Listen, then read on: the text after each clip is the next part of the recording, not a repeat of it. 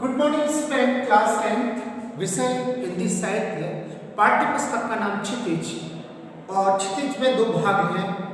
उस भाग में से गद्य भाग का ये 13वां चैप्टर आपके सामने प्रस्तुत करने जा रहा हूं, जो कि आज का हमारा शीर्षक है मानवीय करुणा की दिव्य चमक।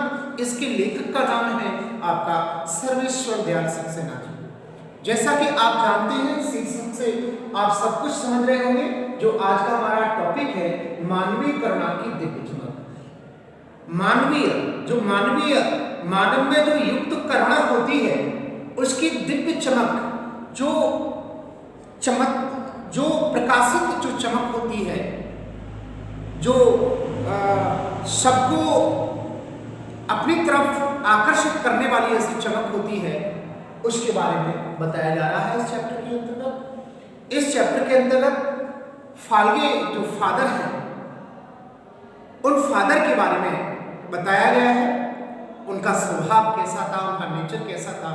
तो इस चैप्टर के अंतर्गत एक ऐसे व्यक्ति का वर्णन किया गया है जो व्यक्ति बहुत ही उत्कृष्ट प्रतिभा का धनी था, जिनका नाम आपका फादर कामिल बुल्की था।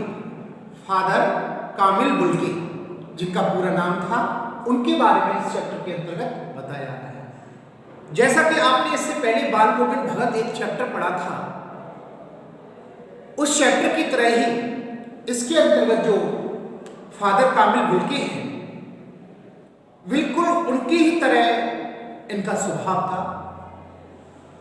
इनका व्यवहार इतना सुंदर था, हर किसी से गले मिलना, हर किसी से अच्छे से बातें करना, हर किसी के साथ अच्छा व्यवहार करना। और लेखक ने तो यहाँ तक कह दिया कि ऐसे पुरुष को भगवान ने जन्म देकर बहुत अच्छा किया और उसको इस पृथ्वी से उठा लिया, बहुत बुरा किया। तो ऐसे व्यक्ति के बारे में इस चैप्टर के अंतर्गत बताया गया है, जो कि लेखक ने अपनी कलम के माध्यम से उस चैप्टर को, पूरे चैप्टर को मानवीय करुणा की दिव्य चमक शीर्षक के माध्यम से फादर कामिल बुल्की के बारे में बताया गया है। देखिए, चैप्टर को पढ़ने के बाद में और अच्छा लगेगा आपको और समझ में भी आएगा। ज़्यादा समय बर्बाद न करते हुए, यह कहा गया है कि फादर को जहरबाद से नहीं मरना था। अतः फादर को जहरबाद से नहीं मरना था, अर्थात इस पृथ्वी पर आकर उनको मरना नहीं था। जब वो पृथ्वी पर आए थे, भारत पर आए थे, तो उनको मरना नहीं था। जिसकी रगों में दूसरों के लिए मिठास भरे अमृत के अतिरिक्त और कुछ नहीं था, और जिसकी रगों में, अर्थात जिसकी नसों में, जिसके खून में, जिसके शरीर की एक एक नस में दूसरों के लिए हमेशा गुण भरे हो, दूसरों के लिए प्यार भरा हो, दूसरों के लिए करुणा भरी हो, दूसरों के लिए दया भरी हो, ऐसे बाबा फादर कामिल बुल्की को इस पृथ्वी को छोड़कर नहीं जाना चाहिए और उनको ईश्वर को लेना नहीं चाहिए। यहाँ जो सर्वेश्वर दयाल सक्सेना जी इन पंक्तियों के माध्यम से व्यक्त कर रहे हैं कि ऐसे व्यक्ति की मृत्यु नहीं होनी चाहिए, जो सबके जो जिनके दिल में, जिनके हृदय में सबके प्रति प्यार था, ऐसे व्यक्ति को यहाँ से नहीं जाना चाहिए। यह सवाल किसने ईश्वर से पूछे, और यह सवाल किससे पूछा जाए कि उनको इतना जल्दी क्यों ले लिया आपने? किससे पूछे? यहां लेखक कह रहे हैं, प्रभु की आस्था ही जिसका अस्तित्व था, यह वह देह की इस यात्रा की परीक्षा की उम्र की आखिरी पूरी क्यों है? जिसकी प्रभु की भक्ति, अर्थात जो ईश्वर का स्वरूप थे, जो ईश्वर का अंश थे, इस प्रकार उनको इस पृथ्वी पर से भगवान ने उठा लिया। किस लिए उठा लिया? अर्थात वो तो भगवान के स्वरूप थे, भगवान के प्रति उनकी बहुत आस्था थी। अब उनके बारे में यहां लेखक उनके स्वरूप के बारे में, कदकाठी के बारे में वर्णन करने जा रहे हैं। लिसन केयरफुल की सुने। एक लंबी पादरी के सफेद चोगे से ढकी आकृति सामने है। एक लंबी बढ़िया कदकाठी और सफेद कपड़ा जो अपने सिर पर डाले हुए हैं, ऐसी कदकाठी वाले व्यक्ति सामने खड़े हुए हैं। ये फादर के बारे में यहाँ सर्वेश्वर दयाल सक्सेना जी बता रहे हैं।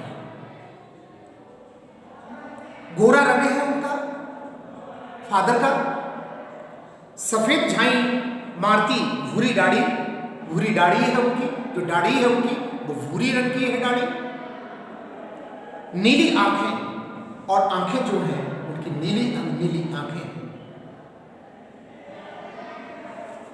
आंखें, बाहें खोल गले लगाने को आतुर, और उनकी जो बाहें होती थी वो दूसरे को अपने हृदय से लगाने के लिए आतुर हुआ करती थी। इस प्रकार फादर थे।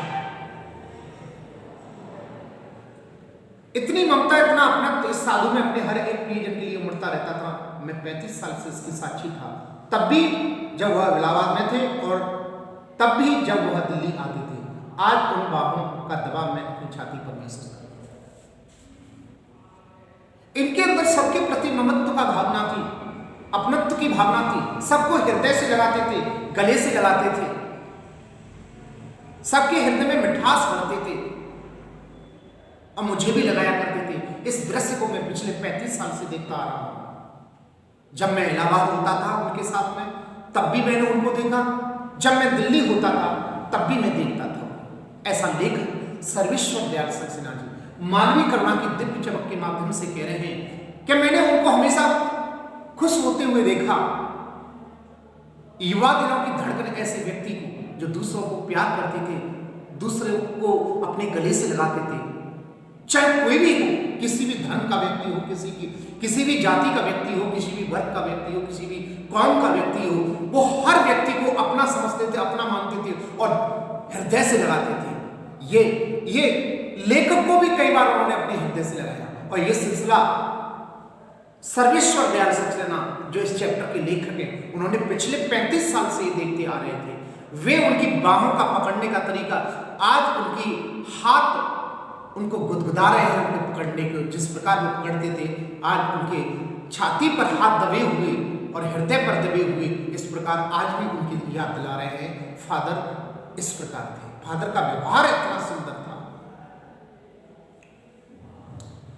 फादर को याद करना एक उदास संगीत को सुनने जैसा था और फादर की याद इस दुनिया में नहीं रहे हैं फादर, अर्थात इस कहानी के रूप में यहां सर्वेश्वर दयाल सक्सेना जी प्रस्तुत कर रहे हैं आपके सामने मानवीय करुणा की दिव्य चमक के माध्यम से, शीर्षक के माध्यम से यह प्रस्तुत कर रहे हैं कि उनको याद करना, ऐसे व्यक्ति को याद करना, अर्थात एक शांत संगीत को सुनने के समान है। एक शांत संगीत को जिस प्रकार सुना जाता है, उसी प्रकार फादर को याद करना है। अर्थात फादर हमारे बीच में नहीं रहे हैं, उनकी याद हमें बहुत आ रही है कि वो अपना जैसा अपना मानकर मिलते थे और इस प्रकार का इस संसार में होना बहुत ही मुश्किल होता है। इस प्रकार के लोग नहीं होते हैं, लेकिन फादर उनके के अंतर्गत ये सारी चीजें देखने को मिलती थी। यहां सर्वेश्वर दयाल सक्सेना जी के उनको देखना करुणा के निर्मल जल में स्नान करने जैसा था और उनको देखना, अगर उनको देख लिया तो आपने करुणा के निर्मल जल में स्नान कर लिया, अर्थात दया, करुणा। उनको याद करने से दया आ जाती थी, करुणा आ जाती थी। इतने करुणाश्री थे, इतने दयानिधि थे फादर, जिनका पूरा नाम फादर कामिल बुल्के था, जो एक सन्यास के स्वरूप में थे, जो सबको अपने हृदय से लगाते थे और उनसे बात करना कर्म के संकल्प से भिन्न था और उनसे बातें करना कर्म के संकल्प से। उनसे बातें करने के बाद में हृदय गदगदा होता, अर्थात उनसे आपने एक बार बातें कर ली किसी भी काम को लेकर, वो कार्य आपका 100% सफल होता था। उनकी वाणी में, उनके स्वरूप में, उनकी इंसानियतता में, उनकी मानवीय करुणा में, उनकी मानवीयता में वो जादू था कि एक बार व्यक्ति उनसे बात कर लेता था, जब कितना भी उनका दुख क्यों ना हो, बड़े से बड़ा कष्ट क्यों ना हो, बड़े से बड़े कठिनाई क्यों ना हो, वो सब कुछ नष्ट हो जाती थी उनसे मिलने के बाद में। उनके अंदर यह जादू था। मुझे परिमल के वे दिन याद आते हैं जब हम एक पारिवारिक रिश्ते से बंधे जैसे थे, जिसके बड़े फादर मिलके थे। हमारे हंसी मजाक में वह निर्लिप्त शामिल रहते थे, हमारी गोष्ठियों में वह गंभीर बहस करते थे और मुझे परमल की याद आती। परमल एक उनके द्वारा स्थापित संस्था का नाम है। उस परमल की मुझे याद आती है जब मैं उस परमल में एक जगह पर हम सब लोग बैठकर और अच्छे से गोष्ठी किया करते थे, चर्चा करते थे, अच्छे अच्छे विषयों पर चर्चा करते थे, मुझे उस दिन की याद आ रही है। और वो हम सब में बड़े थे, वो जैसा कहते थे वैसा हम करते थे और हमें फीडबैक भी देते थे, वो उत्साह देते थे, सराहना करते थे, वो हमें अच्छे कार्यों के प्रति प्रेरित करते थे, हमें अच्छा लिखने के लिए प्रेरित करते थे, क्योंकि वो भी अपने आप में एक लेखक थे और हम भी एक अपने आप में लेखक थे। तो परमल एक स्थापित संस्था का नाम है, एक संस्था जो स्थापित की गई थी उसका नाम है परमल। तो वहां की याद आ रही है लेखक को कि उस समय जब परमल नामक संस्था में हम बैठते थे, एक कमरे में गोष्ठी करते थे, विषय पर विभिन्न विषयों पर चर्चा करते थे और चर्चा करते समय वो बड़े अच्छे तरीके से हमें समझाते थे, हमें फीडबैक देते थे, रेस्पॉन्स देते थे, हमारी सराहना करते थे, हमें एक अभिभावक की तरह हमें आगे के लिए प्रेरित करते थे। वो फादर के बारे में बता रहे हैं हमें, हमारी रचनाओं पर बेबाक राय सुझाव देते थे और हम जो कुछ भी लिखते थे, रचनाएं माने जो लेखक के द्वारा रचित होता है, जो लिखा जाता है, जो कुछ भी हम लिखते थे उस पर हमें हमारी सराहना करते थे और बेबाक होकर हमें राय देते थे, अच्छी राय देते थे। और हमारे घरों के किसी भी उत्सव और संस्कार में वो बड़े भाई और पुरोहित जैसे खड़े होते थे और जितने भी हमारे परिवार के कार्यक्रम होते थे, उत्सव होते थे हमारे परिवार में, यहाँ लेखक सर्वेश्वर दयाल सक्सेना जी फादर कामिल बाल्की का परिचय बता रहे हैं, उनके बारे में बता रहे हैं, क्योंकि बताना भी बहुत लाजवाब है और बताना भी चाहिए ऐसे शख्स के बारे में, ऐसे इंसान के बारे में, ऐसे मानवीय गुण के बारे में, ऐसे मानवीय गुण की दिव्य चमक के बारे में बताना भी चाहिए, हमें वर्णन भी करना चाहिए, क्योंकि ऐसे लोगों का होना इस संसार में दुर्लभ होता है, जैसे कि फादर कामिल बाल्की थे। तो यहाँ कह रहे हैं लेखक जो सर्वेश्वर दयाल सक्सेना जी, क्या हमारे परिवार में जितने भी कार्य होते थे, उत्सव मनाए जाते थे, महोत्सव होते थे, उन महोत्सव में वो बड़े भाई की तरह हमारे सराहना देते थे और हमें आगे के कार्य करने के लिए प्रेरित करते थे। हमारे सभी कार्यों में सम्मिलित होते थे और एक पुरोहित का कार्य करते थे, अरे एक आगे चढ़ के भाग लेना और बड़े भाई की तरह हमारा मार्गदर्शन करना, इस प्रकार हमारे साथ में व्यवहार करते थे। मुझे अपना बच्चा और फादर का उसके मुख में पहली बार अन्न डालना याद आता है और मेरा बच्चा हुआ था पहला, उस बच्चे का अन्नप्राशन जो संस्कार होता है, अन्न खिलाना, सबसे पहले अन्न का दाना फादर ने खिलाया था मेरे बेटे को। ऐसा सर्वेश्वर दयाल सक्सेना जी कह रहे हैं कि जो मेरा पहला बेटा था, जो मेरा पहला अपना बच्चा था, उसके मुख में जो अन्न का कण जो दिया वो फादर ने ही दिया। और नीली आंखों की चमक में तैरता बादशाह भी जैसे किसी ऊंचाई पर देवदारू की छाया में खड़े और उनकी आंखों में नीली नीली आंखें थी उनकी और उन नीली नीली आंखों में वो मानवीय करुणा की दिव्य चमक थी कि यदि उनके संपर्क में एक बार व्यक्ति आ जाता था तो वो देवदारू वृक्ष, जिस प्रकार देवताओं का वृक्ष होता है, देवदारू वृक्ष का अर्थ होता है देवताओं का वृक्ष, जो भी आप संकल्प करते हैं इस वृक्ष के नीचे वह आपको प्राप्त हो जाएगा। तो यहां सर्वेश्वर दयाल सक्सेना जी ने फादर कामिल बाल्की को एक देवदारू वृक्ष की तरह प्रस्तुत किया है। जिस प्रकार देवताओं का वृक्ष होता है, जो भी आप संकल्प करते हैं, जो भी आप उससे मांगते हैं देवदारू वृक्ष से, वह आपको प्राप्त होता है। उसी प्रकार कामिल बाल्की की जो छाया थी वो देवदारू वृक्ष की तरह थी, अर्थात जो भी आप संकल्प करते थे उनकी छाया उनके साथ में, उनके पास में, वह संकल्प आपका पूरा हो जाता था। कहां से शुरू करें? यह सर्वेश्वर दयाल सक्सेना जी कह रहे हैं, कहां से शुरू करें? इलाहाबाद की सड़कों पर फादर की साइकिल चलती दिख रही थी और इलाहाबाद की सड़कें जो हुआ करती थी उस पर हमने देखा कि फादर कामिल बाल्की साइकिल चला रहे हैं। वह हमारे पास आकर रुकती, मुस्कुराते हुए उतरते, देखी मैंने उसे पढ़ लिया और मैं कहना चाहता हूँ उनको क्रोध में कभी नहीं देखा। और हमारे पास में साइकिल की चलते चलते रुकती, मुस्कुराते और कहते कि मैंने ये पढ़ लिया है, मैंने सब कुछ ये पढ़ लिया, मैंने ये पढ़ लिया है। ऐसा वो लेखक से सर्वेश्वर दयाल सक्सेना जी से कहते। कितना सुंदर व्यक्तित्व होता है ऐसे महापुरुष का। मैं कहता हूं ऐसे महापुरुष इस पृथ्वी पर बार बार जन्म लेते रहे, और सभी के अंदर ऐसा महापुरुषत्व का गुण आए, सभी लोगों के अंदर। उनको क्रोध में कभी नहीं देखा, आवेश में देखा है, और ममता तथा प्यार में लबालब चिलकता महसूस किया है। उनको क्रोध में कभी नहीं देखा, उनको कभी क्रोध आते देखा ही नहीं। कितना शांत प्रवृत्ति के व्यक्ति हैं, देखिए आप, कि क्रोध में कभी देखा नहीं, आवेश में कभी कभी आते देखा है, लेकिन क्रोध में कभी नहीं देखा। ममता तथा प्यार में लबालब, ममता और प्यार से तो लबालब भरे हुए थे उनके अंदर, ममता और प्यार बहुत अत्यधिक था। अक्सर उन्हें देखकर लगता था कि बेल्जियम में इंजीनियर के अंतिम वर्ष में पहुंचकर उनके मन में सन्यासी बनने की इच्छा कैसे जाती है। मूलतः वो बेल्जियम के रहने वाले थे, वो भारत में आए थे बेल्जियम से। फादर एक क्रिश्चियन, हालांकि यहां वर्णन नहीं किया गया है, ईसा मसीह को भी मानते थे और भी सभी देवी देवताओं को मानते थे। अर्थात इनका मूल जो स्थान था वो बेल्जियम था। बेल्जियम में इन्होंने इंजीनियर की अंतिम पढ़ाई छोड़कर, बेल्जियम से इंजीनियर की पढ़ाई कर रहे थे और अंतिम वर्ष की परीक्षा छोड़कर ये सन्यासी बन गए। अब यहां लेखक जो सर्वेश्वर दयाल सक्सेना जी कह रहे हैं कि इंजीनियर व्यक्ति कैसे एक इंजीनियर की पढ़ाई को छोड़कर सन्यासी बन सकता है।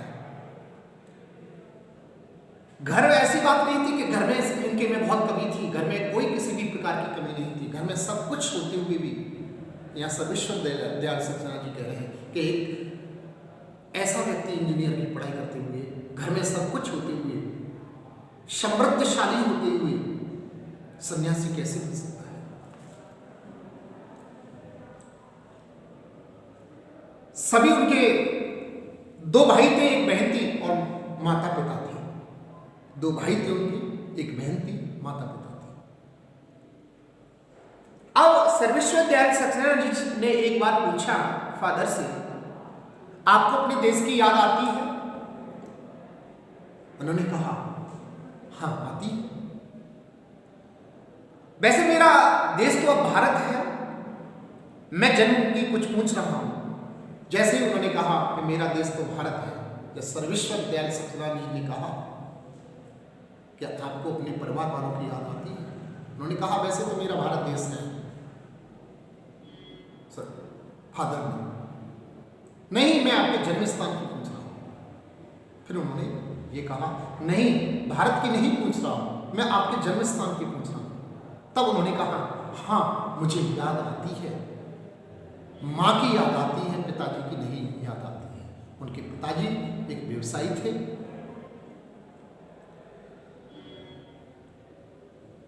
उनकी माँ की चिट्ठियां अक्सर उनके पास आती थी और उनकी माँ की, फादर की माँ की चिट्ठियां उनके अक्सर पास आती थी।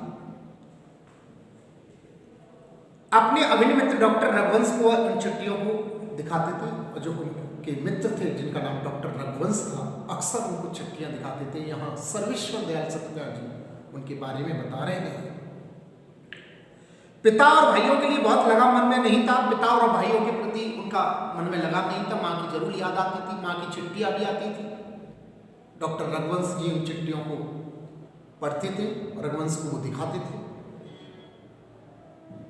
एक पिता थे जो व्यवसायी थे, एक भाई वहीं पादरी हो गया था, एक भाई काम करता है, उसका परिवार है, बहन सख्त और जिद्दी थी, और एक भाई पादरी बन गया वहीं, एक भाई काम करता है, और एक जो बहन है वो बहुत ही जिद्दी और सख्त है। बहुत देर से उन्होंने शादी की लड़की ने। फादर को एक आध बार उसकी शादी की चिंता व्यक्त कर उन दिनों को देखा था, और बहन की शादी को लेकर कई बार उन्हें चिंतित होते हुए लेखक ने देखा था। भारत में बस जाने के बाद 2 या 3 बार अपने परिवार से मिलने भारत से बेल्जियम गए थे, और भारत में बसने के बाद में वो बेल्जियम अपने परिवार से मिलने के लिए 2-3 बार गए थे। लेकिन मैं तो सन्यासी हूं, उन्होंने कहा, लेकिन मैं तो सन्यासी हूं, आप सब छोड़कर क्यों चले आए? फिर उन्होंने लेखक ने कहा आप सबको छोड़कर चले आए। प्रभु की इच्छा थी, वो बालकों से सुनीता मुस्कुरा कर कहते हैं, माँ ने बचपन में ही घोषित कर दिया था कि लड़का हाथ से गया। प्रभु की जैसी इच्छा थी, हंसकर बोला, बच्चों की भाषा, बहुत ही सरल स्वभाव था। उन्होंने कहा कि माँ ने तो मुझे बचपन में ही कह दिया था, मेरे बारे में कह दिया था कि बच्चा तो हाथ से निकल गया, अर्थात बच्चा रुकने वाला नहीं है, अर्थात बच्चा सन्यासी बनेगा, क्योंकि माँ को महसूस हो जाता है पुत्र के बारे में।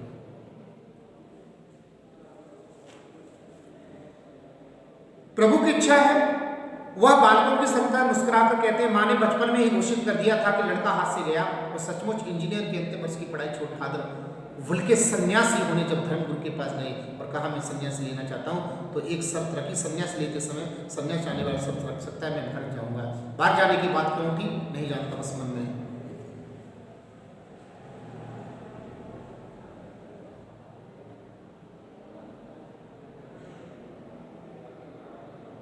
जैसे ही लेखक ने पूछा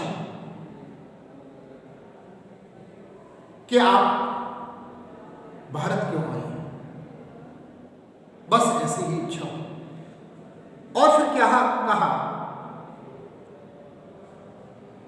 फादर उनके जो थे, उनकी मां ने तो पहले ही उनको कह दिया, उनके बारे में कह दिया कि यह बच्चा तो हाथ से गया। फिर उसके बाद में सचमुच इंजीनियर के अंतिम वर्ष की पढ़ाई छोड़कर, और वास्तव में वो वैसा ही हुआ, वो इंजीनियर के अंतिम वर्ष की पढ़ाई को छोड़कर वो सन्यासी बनने के लिए आ गए। अपने धर्मगुरु के पास में आए, धर्मगुरु से कहा उन्होंने कि मैं सन्यास लेना चाहता हूं। धर्मगुरु सन्यास लेने वाले से कहता है कि आपकी अंतिम इच्छा क्या है, क्योंकि इस प्रकार का प्रश्न कर सकता है धर्मगुरु, और धर्मगुरु प्रश्न भी करता है जो सन्यास लेता है उससे कि आपकी अंतिम इच्छा क्या है।